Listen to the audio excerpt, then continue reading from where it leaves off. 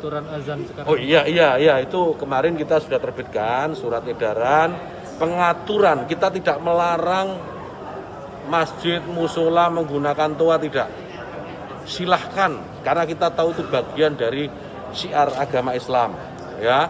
Tetapi ini harus diatur tentu saja. Diatur bagaimana volume speakernya, gitu. Toanya itu nggak boleh kenceng-kenceng, 100 desibel maksimal. Diatur bagaimana kapan mereka bisa mulai menggunakan speaker itu sebelum adzan dan setelah adzan, bagaimana menggunakan speaker di dalam dan seterusnya. Tidak ada pelarangan.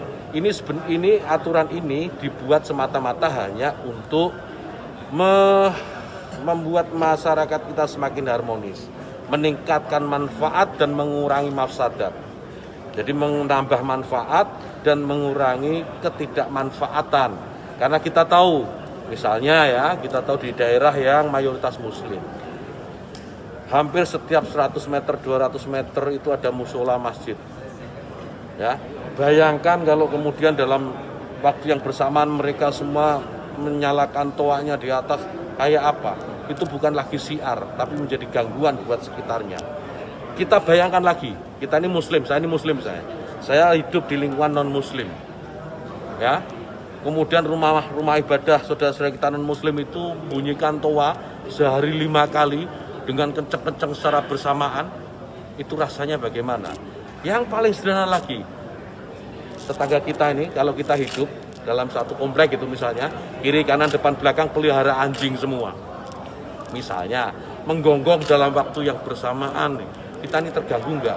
Artinya apa? Bahwa suara-suara ini, apapun suara itu ya, ini harus kita atur supaya tidak menjadi gangguan.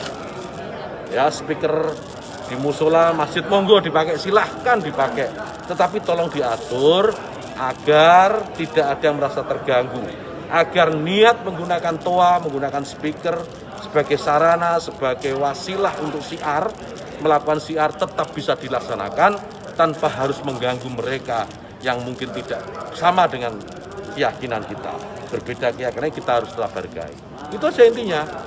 Jadi saya kira dukungan juga banyak atas ini, karena di alam bawah sadar kita kan pasti mengakui itu. Kawan-kawan wartawan ini juga pasti merasakan itu, bagaimana kalau suara itu tidak diatur pasti mengganggu. Truk itu kalau banyak di sekitar kita diam di satu tempat, kemudian misalnya ada truk kiri kanan kita, depan belakang kita, mereka nyalakan mesin sama-sama, kita pasti terganggu. Suara-suara yang tidak diatur itu pasti akan menjadi gangguan.